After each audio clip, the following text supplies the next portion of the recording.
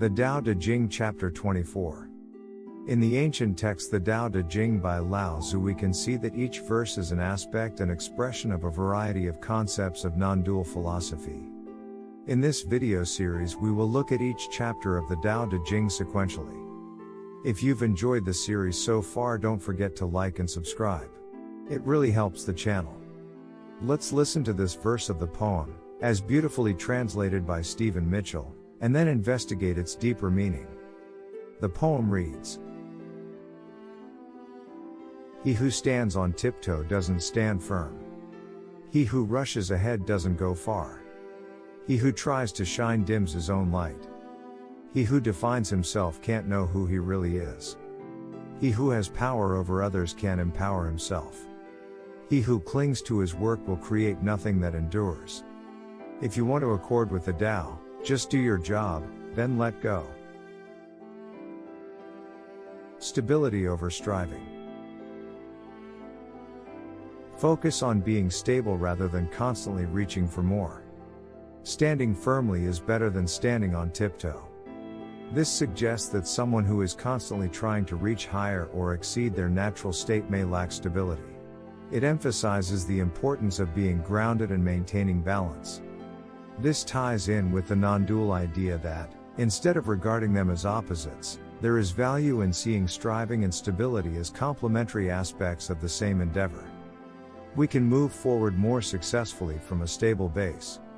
In martial arts, establishing a stable base is crucial for effective movement and techniques, emphasizing the foundational importance of balance and stability before advancing or executing maneuvers.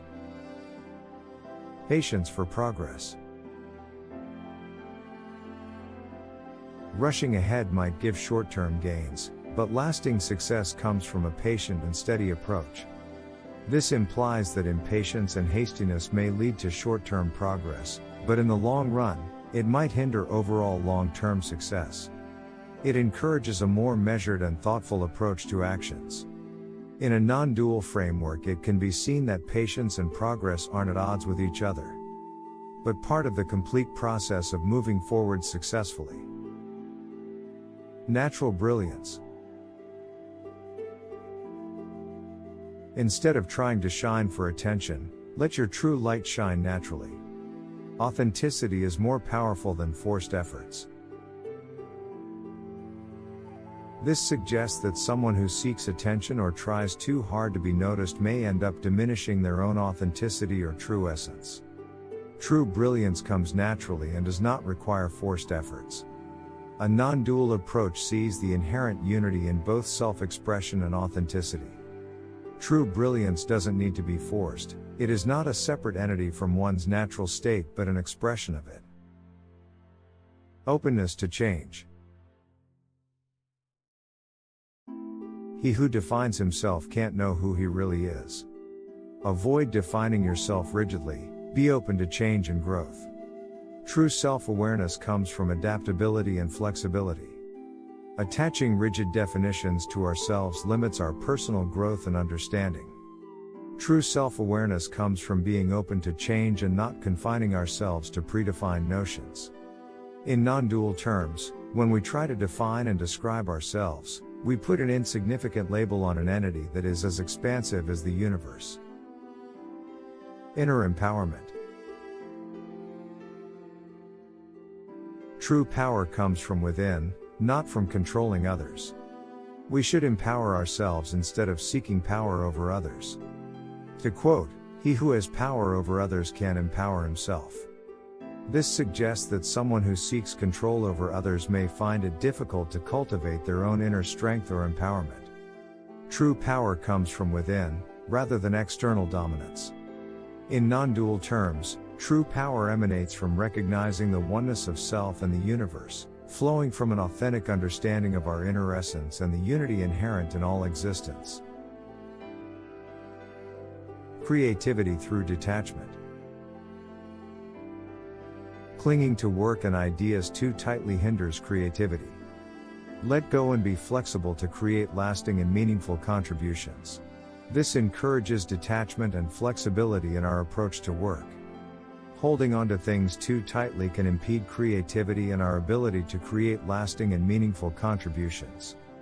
In a non-dual approach, we need to integrate detachment and engagement.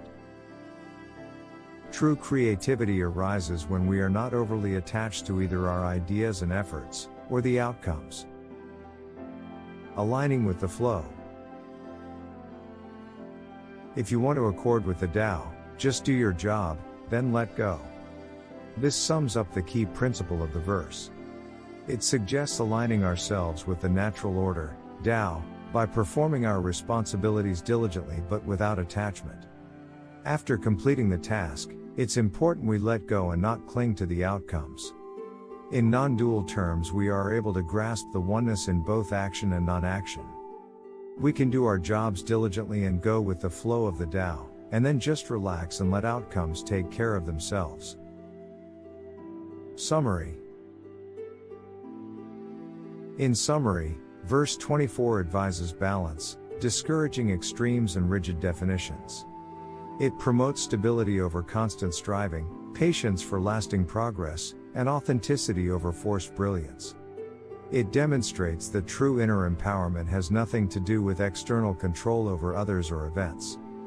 Creative detachment and alignment with the Tao involve performing duties diligently, and then letting go without attachment to outcomes. The verse advocates a harmonious, unified approach to life, transcending dualistic thinking. The takeaway message. If you take one message from this verse, it is this. Strive for balance, embrace authenticity, and align with the natural flow of life, to find harmony and fulfillment in accordance with the Tao. The key message from this verse is to embrace balance and harmony in life.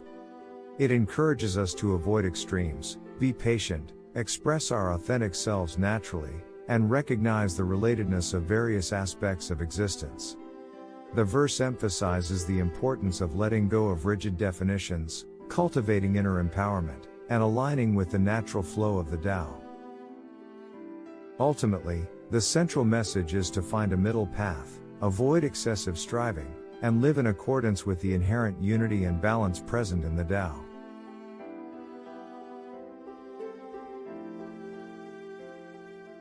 Thanks for watching.